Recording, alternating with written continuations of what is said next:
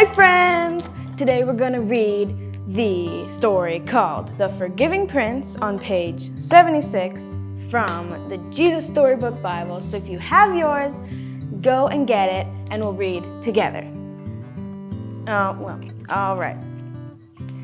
Jacob had 12 sons, but of all his sons, Joseph was his favorite. One day, Jacob gave Joseph a splendid new robe.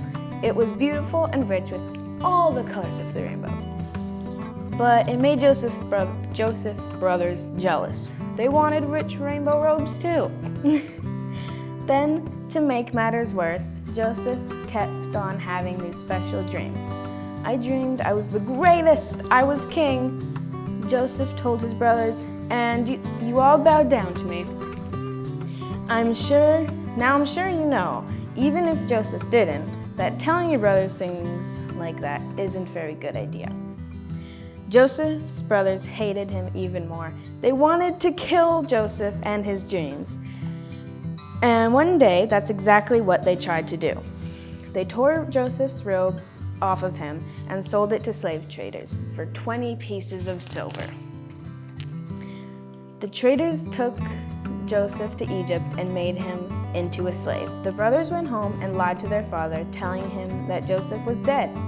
That's the end of that dreamer, they thought.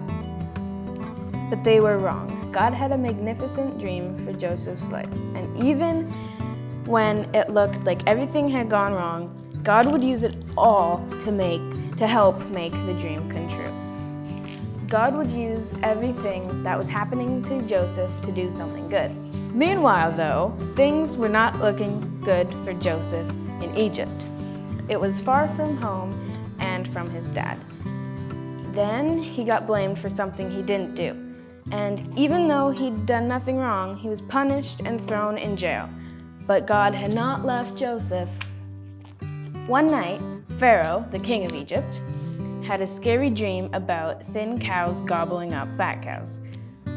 What on earth did it mean? He didn't know, but Joseph was a dream expert, so Pharaoh sent for him. It means a famine is coming, Joseph explained. There won't be enough food. Pharaoh was so pleased by Joseph's skill that he immediately took Joseph out of jail and made him a prince. Now back home, Joseph's brothers had run out of food and everyone was hungry. God's special family was in danger. If they didn't get food soon, they would starve to death. That wouldn't be good. So Joseph's brothers traveled to Egypt to buy food. They came and knelt before the new prince. His brothers didn't know the prince was Joseph, but Joseph knew who they were. Joseph's dream, the one about his brothers bowing down to him, was coming true. "It's me," Joseph cried. When they saw it was Joseph, his brothers were afraid. They had wronged Joseph, they had sinned, and they knew it. Now Joseph would certainly punish them. But Joseph looked at his brothers, and his eyes filled with tears. Even though his brothers had hurt him and hated him and wanted him dead, in spite of everything, he couldn't stop loving him. His heart, which they had broken, filled up with love, and Joseph forgave them. Joseph threw his arms around them, and said, "Don't be afraid. Behind what you are doing, underneath everything that was happening, God was doing something good. God was making everything right again." Joseph didn't punish them. He rescued them. He brought God's special family to live safely with him in Egypt.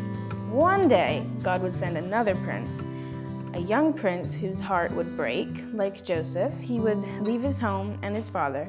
His brothers would hate him and want him dead. He would be sold for pieces of silver. He would be punished even though he had done nothing wrong. But God would use everything that happened to this young prince, even the bad things, to do something good, to forgive the sins of the whole world. Joseph went through all these bad things, and somehow our amazing God, his God, turned everything around and made something good for him. Thanks for reading with me, and I hope you have a great week. Bye!